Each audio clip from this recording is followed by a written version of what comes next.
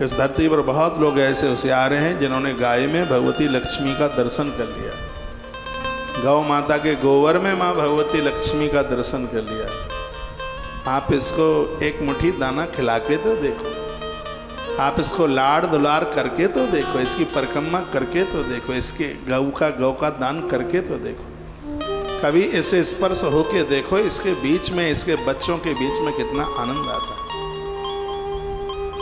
गौ माता का सानिध्य पाकर कितना आनंद आता है। धरती के देवता हैं ब्राह्मण। एक कथा आती है राजा मुचकुंद की, भागवत जी में कथा आती है। भगवान कृष्ण उसके पास पहुंचेगा, वरदान मांगो। तो उसने कहा मैं क्षत्रिय बन करके तो बहुत जी लिया हूँ, मन भर गया है, बस अब आप कृपा कर दो कि अगले जन्म में मैं ब्राह्मण बन जाऊँ। भगवान ने कहा ऐसा ही होगा। तो अगले जन्म, वो सत्यनारायण भगवान की कथा में आती है ना कथा, सदानंद, ये वही मुचकुंद जी महाराज सदानंद ब्राह्मण आकर के बने थे। इन्होंने तपस्या करी धौलागिरी की पहाड़ियों पर। श्री राधे, राजस्थान में एक जगह है धौलपुर, मुचकुंद जी महाराज की तपोभूमि रही है। भगवान श्री कृष्ण मथुरा छोड़ करके वहीं तो गए थे भागते हुए, तो गुफा में सो रहे थे श्री मुचकुंद जी महाराज। भगवान ने दर्शन दिए थे उन्हें, उन्होंने परिक्रमा करी। आज भी वो स्थान बड़ा दिव्य है। जब बच्चों की शादी शुदियाँ होती हैं तो जो मोहर की जो कलंगी होती है, इस जगह को वरदान मिला है, उसको वहीं विसर्जित किया जाता है। बिल्कुल ऑन वे है, ग्वालियर वाली सड़क पर आप चलेंगे, दाहिने हाथ पर रास्ता जाता है श्री मुचकुंद जी महाराज की गुफा। बड़े सुंदर सुंदर सरोवर घाट बने हुए हैं, बड़े सुंदर भव्य पत्थर के पाषाण के बड़े अद्भुत मंदिर बने। लक्खी मेला लगता है भादों के महीने में, देव छठ के समय पर बड़ा मेला भरता है। कभी आप उधर जाएं, यह देश तीर्थों से भरा हुआ है, उसमें भी एक मुचकुंद तीर्थ है, बड़ा अद्भुत है, मन गदगद होता है। राधा कृष्ण के बड़े अद्भुत वहाँ मंदिर बने हुए हैं, बहुत दिव्य स्थान है। उधर के लोग तो मुझे सुन रहे होंगे, आप तो जानते ही हैं, मैं पूरे देश भर को बता रहा हूँ। कभी आप इधर ग्वालियर के रास्ते जाएं, आगे निकलें तो आगरा से किलोमीटर कितना होगा, 50-60 किलोमीटर होगा। पहले इसको धौलागिरी कहते थे, आज इसको धौलपुर कहते हैं। वहीं पहले जंगल था, घोर वन था, पेड़ था। तो यहाँ पर श्री मुचकुंद जी महाराज ने तप किया। भगवान श्री कृष्ण ने उन्हें दर्शन दिए थे। भगवान ने कहा था क्या चाहते हो? तो कहा हम ये चाहते हैं कि राजा तो बन के बहुत देख लिए, बस इतनी कृपा कर दो कि अगली बार हमें ब्राह्मण बना देना, सो मैं ग्रंथ पढ़ता रहूं, पढ़ाता रहूं, सुनाता रहूं, धर्म का प्रचार करता रहूं, और यह आप कृपा कर दीजिए। भगवान ने कहा एवं मस्तु। वही सदानंद आकर के बने। ये स्कंद पुराण में भी आती है कथा, भागवत में भी है। बाद में वो मुचकुंद जी महाराज श्री बद्रीनाथ क्षेत्र में चले गए थे, वहाँ उन्होंने बड़ा तप किया। स्वयं भगवान लेने को आए थे मुचकुंद जी को। बद्रीनाथ मंदिर से थोड़ा आगे आज भी मुचकुंद जी की गुफा दिखाई देती है। एक टीले से पर छोटा सा मंदिर भी बना हुआ है। कभी उधर जाएं तो वहाँ उसका आप दर्शन कर सकते हैं। एक बार जयकारा लगाइए, बोलो बांके बिहारी लाल की जय, श्री हनुमान जी महाराज की जय जय। श्री राधेश। ब्राह्मणोसी समादिष्टो न हंतव्यो भवित्यतः। कितना भी कुछ भी हो जाए, कभी ब्राह्मण की हत्या न करें। ब्रह्म हत्या बड़ी खतरनाक हत्या। ब्राह्मण वंदनीय है, पूजनीय है। आपके घर का कुछ भी ग्रास निकल के जाता है, उसके पेट में पहुंचता है, देवता और पुरखे सब तृप्त हो जाते हैं। देखो ये दिखाई तो दे रहा है कुंड। हमारे संस्कार की टीम के द्वारा ये रिकॉर्डिंग हुई है। श्री रमेश जी दत्ता जी यहाँ दर्शन करने के लिए उधर गए थे। जाना तो मुझे भी था, टाइम नहीं मिल पाया। तो मैंने कहा कि हमारा एक आदमी लेते जाइए, तो वहाँ की कुछ रिकॉर्डिंग करके, और ये भक्तों को, मैं कोई सोच के नहीं आया हूँ, मुझे ये बोलना है, वो अचानक प्रसंग में ही बात आ गई है। ये वही तस्वीरों का आप दर्शन कर रहे हैं।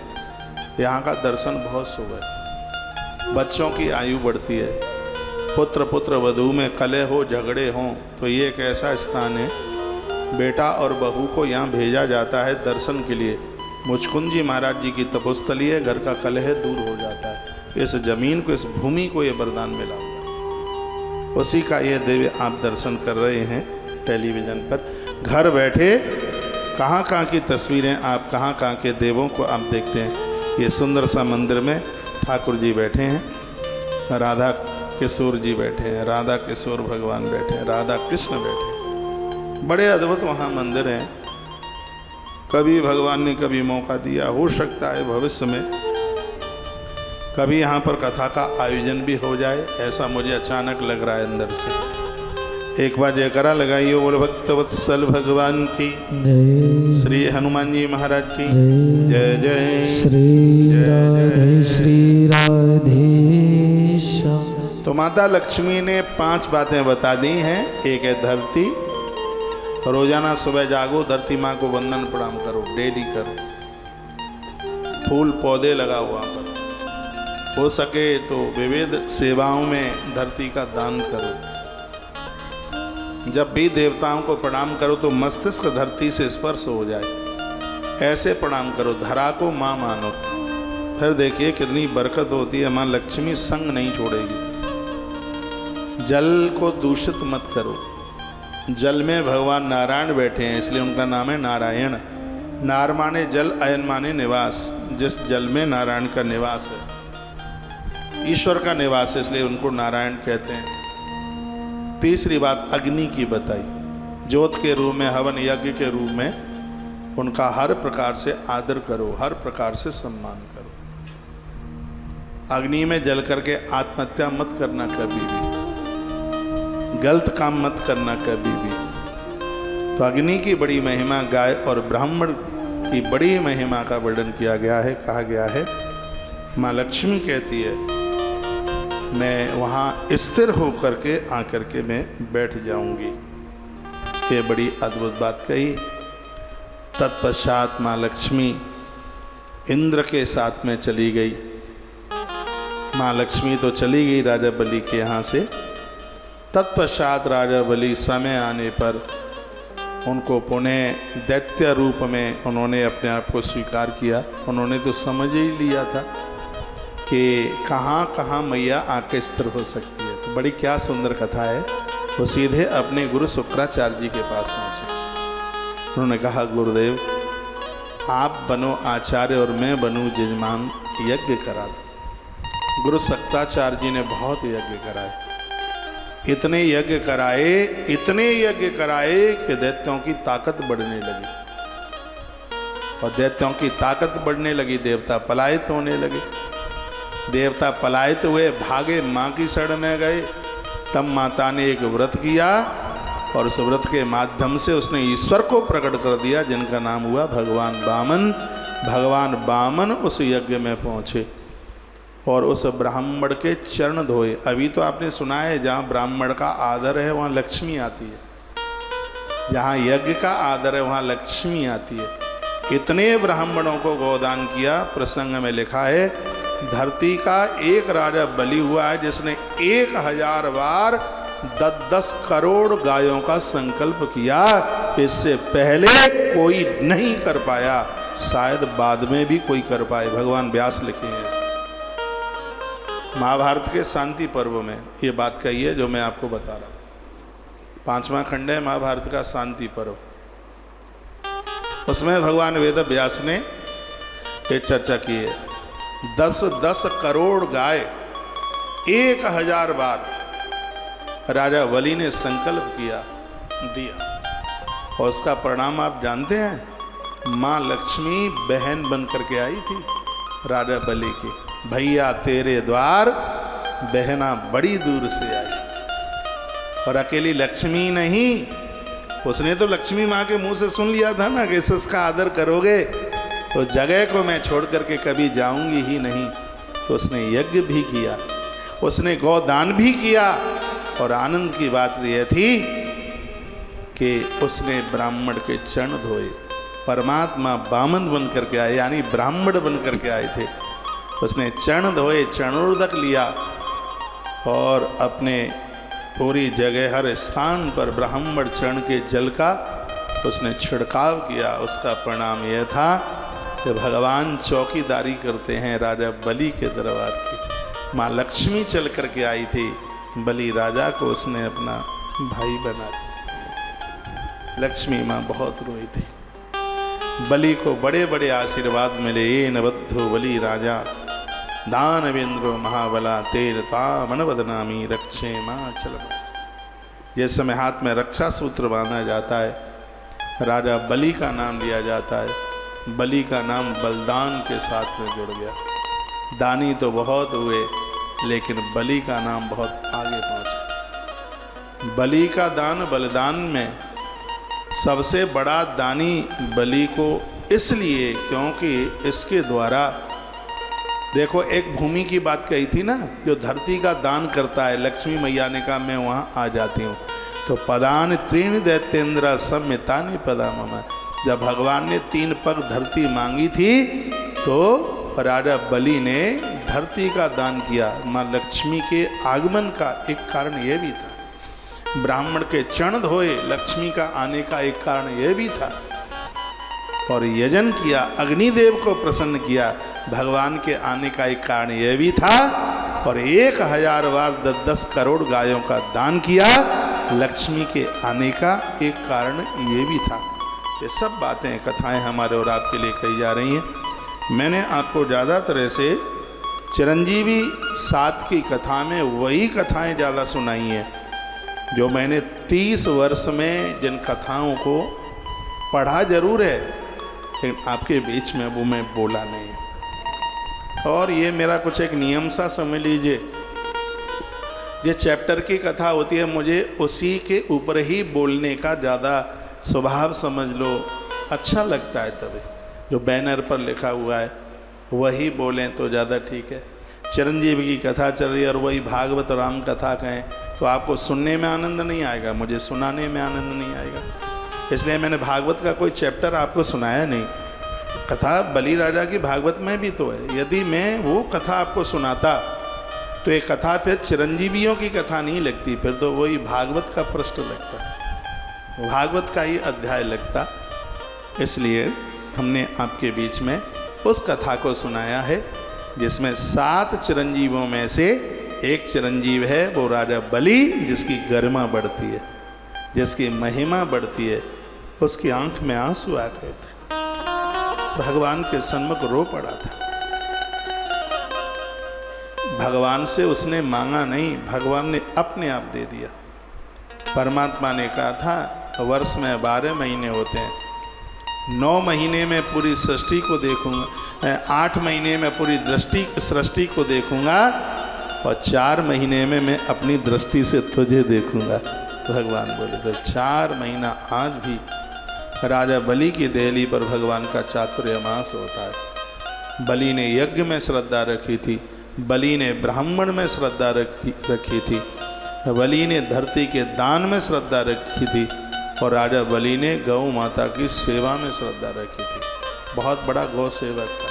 अपने सुतल लोक में उसने गायों को रखा। गाय ना होती तो दान कहाँ से करता। और भगवान व्यास ने जो बात कही है और भीष्म ने वो बात युधिष्ठिर को सुनाई है, उसको गलत साबित नहीं किया जा सकता। राजा बलि ने 1000 बार 10 करोड़ गायों का दान किया। इतना बड़ा गौ भक्त था। जो लक्ष्मी चली गई थी, वह लक्ष्मी द्वारा से उसके पास में लौट करके आ गई थी। गरीबी आ गई है, बिल्कुल भी परेशान होना नहीं है। आप अपने सत्कर्मों के द्वारा से उस वैभव को आप प्राप्त कर सकते हैं। जो मैंने 10 करोड़ गायों के दान की बात कही है, महाभारत शांति पर्व में भी मोक्ष पर्व है, उसका अध्याय है 23वां और श्लोक श्लोक संख्या है 23। अध्याय भी 23 और श्लोक नंबर भी 23, जिसमें राजा बलि के 1000 बार 10 करोड़ गायों के दान करने की बात कही। इतना बड़ा दानी, दानियों की लिस्ट में उसका नाम सर्वोपरि चला गया। बलि बहुत बड़ा दानी था। और आखिर में देवताओं ने उसे सप्त चिरंजीवों में जगह दे दी।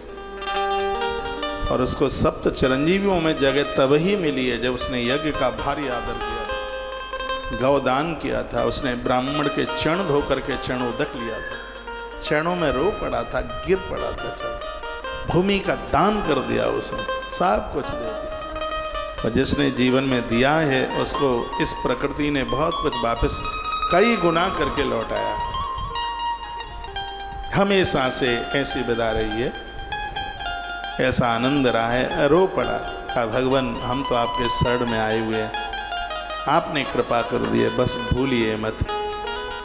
और भगवान ने उसको अपना रिश्तेदार बना लिया, संबंधी बना लिया। तो ये तो आप जानते ही हैं कि पत्नी का भाई कौन लगता है, कौन लगता है? अपनों से भी पत्नी का भाई बड़ा प्यारा लगता है। पत्नी का भाई वो तो आप समझ ही रहे हैं कौन लगता है, मुझे बताने की व्याख्या करने की जरूरत ही क्या है। भगवान ने उसको अपना रिश्तेदार बनाया, वहाँ उसको अपना बना लिया। एक कोई श्रीमान जी पेड़ के नीचे पड़े रहते थे, महात्मा बन गए थे और उन्होंने जानकी को अपनी बहन बना लिया। वो करते धरते तो थे नहीं, आराम से पड़े रहते हैं, खाने को मिल ही जाता। तो एक किसी व्यक्ति ने कहा तुम कुछ करते धरते नहीं हो, पड़े रहते हो, तुम्हारी फिक्र कौन करेगा? वो कहता है कि हम तो राम जी के छोटे साले हैं, फिक्र वो करेंगे अपने आप, हमें काहे की चिंता है। जानकी जिसकी जीजी है तो उसके भाई को काहे की चिंता है। तो आज राजा बलि को भगवान ने स्वीकार कर लिया, अपना बना लिया और ये वचन दे दिया कि मैं 4 महीने तुम्हारे दरवाजे पर रहूंगा। देवराज इंद्र के सहित सभी देवता, सप्त ऋषि भी वहां चल करके आ गए, सबने उसका महाभिषेक किया और ये घोषणा कर दी कि हम राजा बलि को, ये बहुत बड़ा गौभक्त है इसलिए राजा बलि को चिरंजीवियों में स्थान देते हैं। तब राजा बलि का स्थान सप्त चिरंजीवियों में उसका स्थान आ गया। और कहा जाता है अश्वस्थामा बलिर्व्यासो हनुमांश विभीषण कृपा परशुरामस्य सप्तेता चिरजीवन। गौ भक्त था, बहुत बड़ा गौ। मैं आप सबको भी निवेदन करना चाहूँगा, कहना चाहूँगा, एक कथा मैं बहुत बार सुना चुका हूँ 3 महीने में। वो कथा ये है कि इंद्र वो अर्जुन का रथ कृष्ण ने हाँका। इस बात को भी कभी भूलना मत। जितने भी मुझे गौभक्त सुन पा रहे हैं उसके सारथी बने। युद्ध का पूरा होने के बाद कृष्ण ने कहा पार्थ, कभी तुमने सोचा था कि मैंने तुम्हारा रथ क्यों हाँका? कभी तुमने विचार किया कि मैं तुम्हारा सारथी क्यों बना? अर्जुन ने कहा केशव आप ही सुना दीजिए। तो भगवान कहते हैं एक दिन तुम यज्ञ कर रहे थे, कोई ब्राह्मण रोता हुआ तुम्हारे पास आया, कहने लगा हे पार्थ, मलक्षों ने मेरी गाय घेर ली हैं, कैसे भी मेरी गायों को बचा लीजिए। यज्ञ से तुम खड़े हुए, तुमने गांडीव उठाया, उस ब्राह्मण की 10,000 गायों की तुमने रक्षा की। मैं तो तुम्हारा ऋणी हो गया, कर्जदार हो गया।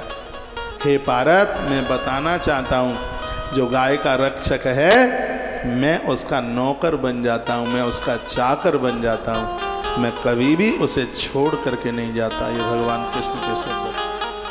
नहीं तो योग्यता में कोई दुष्टर कम नहीं थे, वो अर्जुन के ही सारथी क्यों बने? अर्जुन बहुत बड़े गौभक्त थे। अर्जुन जैसे युधिष्ठिर ब्राह्मणों को भोजन करा के भोजन करते हैं, अर्जुन गौ माता को चंदिया दे के भोजन करते हैं। ये संस्कार माता कुंती ने दे रखे थे। वो सबसे पहले गाय को ग्रास देते हैं गौ माता को, उसके बाद भोजन करते हैं। गौ माता के परम सेवक थे पार्थ अर्जुन। और भगवान ने कहते हैं तुम्हारे इसी गुण के ऊपर प्रसन्न होकर के मैंने तुम्हारा रथ हाँका, मैं तुम्हारे रथ में बैठा। ये कथाएं कहानी किससे नहीं बन जाएं, इस कथा को अपने जीवन में उतारें।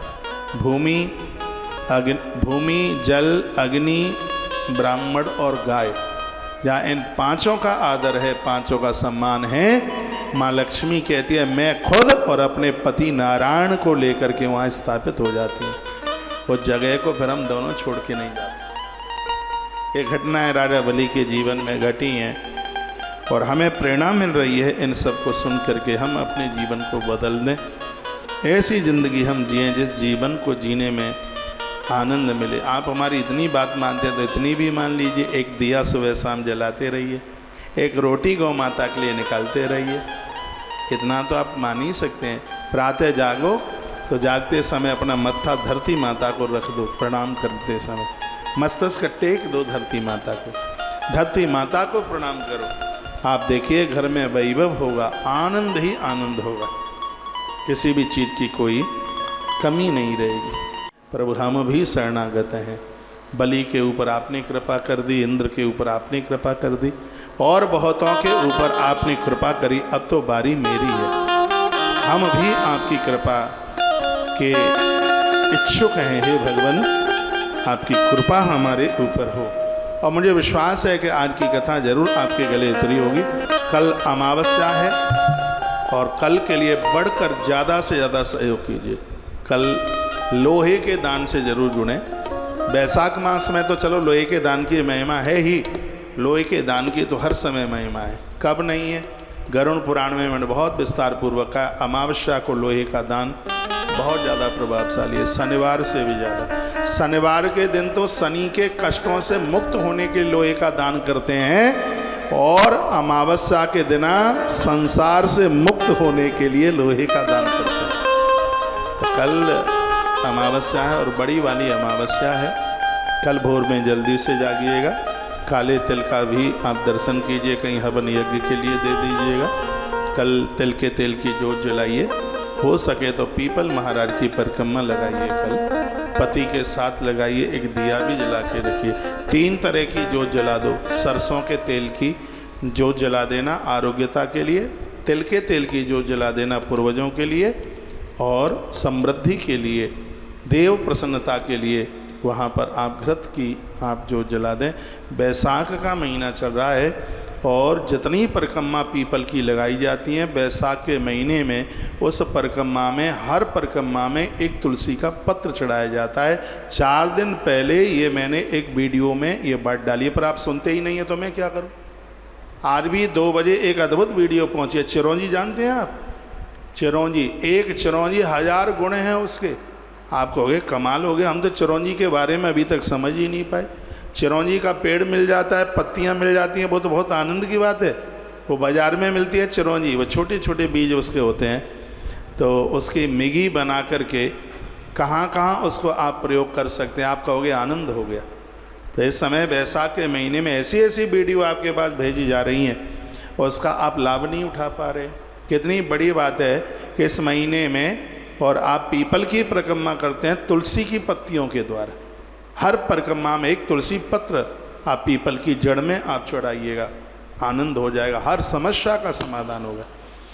आप दौड़ते हुए यहाँ आते हैं, आप परेशान है, कहते हैं व्यापार फेल हो गया, बहुत दिक्कत है। पीपल देव है, ईश्वर है, साक्षात जगत कल्याण के लिए भगवान ही इस वृक्ष के रूप में प्रकट हुए। उसकी इतनी बड़ी महिमा है। कल तुलसी का दर्शन करना, अमावस्या के दिन तुलसी का दर्शन 1.25 मन स्वर्ण दान करने का पुण्य देता है, ऐसा पद्म पुराण में वर्णन किया गया। तो कल की तिथि को ऐसे ही मत जाने दीजिए, कल खुद तर्पण कीजिएगा। कल हमारे यहाँ भी आचार्य जनों के द्वारा सब पूजा पाठ, मैं कहूँगा कल गौ माता के लिए हरा चारा। एक लाल किताब आती है, वो भी मैंने पढ़ी है, समस्याओं के समाधान में एक लाल किताब है, वो मेरे हाथ लग गई एक बार। उसमें भी वर्णन है कि यदि कोई पितृ दोष है, चांडाल गुरु चांडाल दोष है और तमाम तरह की दिक्कत परेशानी है तो हरा चारा गौ माता को खिलाओ। गाय की बात तो हर ग्रंथ करता है। मुसलमानों में भी गाय की सेवा के लिए कुरान बोलता है, ईसाइयों में भी बाइबल गौ सेवा के लिए। ऐसा कोई धर्म नहीं है जिसमें गौ माता का आदर न हो। आज हम लोग बड़े आनंद के साथ जी रहे हैं क्योंकि मेहरबानी गौ माता की। तो कल का पूरा दिन, कल हम एक 300 रुपया उसके लिए और ले रहे हैं। ये 31 दान में नहीं है, अलग से है। अमावस्या के दिन हम सांडों को लड्डू खिलाएंगे, नंदियों को। टीवी पर उसको आप देखना, अमावस्या के दिन यह बड़ी अद्भुत सेवा उनकी होती है। मैं उस समय 12वीं में पढ़ रहा था वृंदावन में, जिसको उत्तर मध्यमा कहते हैं। उधर रहता था छठीकरा रोड पर। सुबह में जाता था 5-7 किलोमीटर घूमने के लिए। तो उस समय इतना टाइम होता था तो वहाँ से परिक्रमा मार्ग दूर पड़ता था, तो थोड़ा मैं कभी कभी उधर निकल जाता। मैंने वृंदावन की बहुत परिक्रमाएँ लगाई। तो दाहिने हाथ पर, स्वर दीजिए, दाहिने हाथ पर एक जगह पड़ती, उसका नाम बोर्ड पर लिखा होता था गोपालगढ़। पता नहीं अब तो वो गौशाला है कि नहीं, अखंडानंद जी महाराज जी की गौशाला थी है। हाँ, तो मैं उस गौशाला में पहुंच गया, सुबह का समय था। वहाँ एक महात्मा जी इतने बड़े बड़े लड्डू सांडों को खिला रहे थे। मेरा तो बचपना ही था, मेरा विद्यार्थी काल था, मैं पढ़ाई कर रहा था तब की बात है। तो मैंने पूछा उन्हें, गुरुजी आप इन नंदियों को, सांडों को, और ये आप इतने बड़े बड़े लड्डू खिला रहे हैं, तो घास खा के तो इनका पेट भरेगा, चारा खा के तो इनका पेट भरेगा, तो आप इतने बड़े बड़े लड्डुआ खिला रहे हैं, तो इसका भी कोई महत्व है क्या? वो कहते हैं एक लड्डू कम से कम 500-600 ग्राम का है, इसमें कुछ लड्डू 900 ग्राम के, कोई 1 किलो का है, कोई 1.25 किलो का लड्डू है। मैंने कहा तो आप ये क्यों खिला रहे हैं? वो कहते हैं कि इन लड्डुओं को खिलाने से हमारे भक्तों के घर में पितृ दोष नहीं रहेगा, उनके परिवार में सुख समृद्धि होगी, संतान पैदा होगी, और वो संतान समृद्धि सामर्थ्यवान बनेगी, उनके पास समृद्धि होगी, जिसके पास धन बढ़ेगा वो हमारे यहाँ गौशाला में आकर के सेवा करेगा। यहाँ धन, मुझे उनकी बात एक गुरुसूत्र की तरह लगी। तब से वो बात अभी भी मेरे दिमाग में गूंजती है कि नंदियों को आप घी का लड्डू अमावस्या के दिन, उस दिन अमावस्या थी, तो घी का लड्डू अमावस्या के दिन आप नंदी को खिलाते हैं, घर में किसी भी प्रकार का पितृ दोष नहीं रहता। पूर्व में पता नहीं कोई आत्महत्या करके मर गया हो, किसी के कैसे भी प्राण चले गए हों, यहाँ नहीं कहीं भी आप अमावस्या के दिन शुद्ध देसी घी, आटा और गुड़, इसका लडुआ बना करके आप नंदी को खिलाना, आनंद हो जाएगा। तो कल अमावस्या को एक छोटी सी सेवा, और ये देखो ये टीवी में आप देख ही रहे हैं, तो उसके लिए बड़े बढ़िया से लड्डू, इस सेवा में एक छोटा सा सहयोग है, इतने से ही हो जाएगा। तो वो भी, जो भी आपके पास पेटीएम बेटीएम नंबर है उसमें वो डाल देना। कल 1 कुंटल सरिया के लिए 6000 रुपया, आधा कुंटल सरिया के लिए 3000 रुपया, कम और ज़्यादा भी कर सकते हैं। गौ माता के हरे चारे के लिए 1 ट्रैक्टर हरा चारा 5000 रुपये का सहयोग है। उससे थोड़ी छोटा है, आधा हाफ ट्रैक्टर है, 2500 रुपये का सहयोग है। उससे और कम ज़्यादा भी कर सकते हैं। कल सवामनी में भी सहयोग करना, जो आपसे जितना बने, जो बने, अपनी कल की अमावस्या को सिद्ध कर लेना, सार्थक कर लेना। कल का दिन हमारे और आपके लिए बहुत बहुत अद्भुत दिन है। कल का दिन बहुत विशेष दिन है। जहाँ 7 चिरंजीवों में राजा बलि का नाम आता है, जिंदगी भर इस कथा को भूलना मत। जिस बलि ने ब्राह्मणों से अपने नाम की आहुतियाँ डलवाई, जिसने अपना आदर चाहा, अपना मान चाहा, ऐसे राजा बलि को गंधर्व, उसको खर बनना पड़ा। देवराज इंद्र का संवाद हुआ, ये आपने सुना, जिसकी देह से माँ लक्ष्मी निकल के बाहर आई। माता लक्ष्मी ने कहा था कि मैं वहाँ नहीं टिकती जहाँ जिसने ये अपराध किया है, और मैं वहीं रुक पाऊंगी जो धरती, जल, अग्नि, गाय और ब्राह्मण का आदर कर पाएगा। बाद में उसी राजा बलि ने धरती का दान किया, बहुत बड़े बड़े यज्ञ कराए, भगवान नारायण ब्राह्मण बन के आए, उनके चरण धोए, और दुनिया का पहला राजा हुआ जिसने 1000 बार 10 करोड़ गायों का गोदान किया। सगरे देवता प्रसन्न हुए, सभी ऋषि चल करके आए, और अनंतरम सहस्रेण तदासीद दैत्य कामति यत्रा ददा सहस्राणी अयुतानाम गवाम 10। जिसने 1000 बार ऐसा किया, संपूर्ण देवताओं ने, ऋषियों ने चिरंजीवों में उसको घोषित कर दिया। कल भी बलि थे, आज भी हैं, और कल भी राजा बलि रहेंगे। उनका नाम अजर अमर हो गया।